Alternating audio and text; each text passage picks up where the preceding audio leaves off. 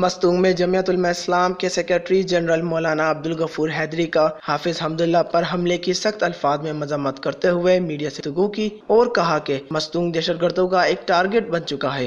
حافظ حمداللہ پر حملے کا واقعہ افسوسناک ہے، انسانی اور قیمتی جانیں دھماکوں میں ضائع ہوئیں اور مستونگ میں کافی ساری جانیں، قیمتی جانیں، میر سراج کا واقعہ ہو، میرا واقعہ ہو، یہ حادثہ ہے، اس کے علاوہ بہت سارے ٹارگٹ کلنگز ہو رہے ہوتے ہیں، تو یہ بڑا افسوسناک واقعہ ہے جس کی جتنی مذمت کی جائے کم ہے۔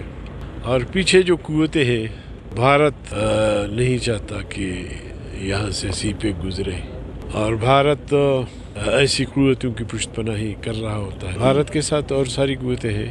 فارن فنڈنگ سے بھی ہمیں پتہ لگا کہ عمران خان کو جن قوتوں نے مسلط کیا، وہی قوتیں پاکستان میں، بلوچستان میں، خیبر پختونخوا میں بد امنی اور ٹارگٹ کلنگز اور اس طرح کے حادثات کے ذمہ دار ہیں۔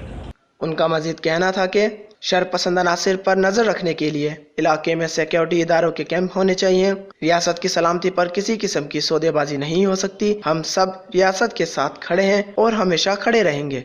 وش نیوز، مستونگ۔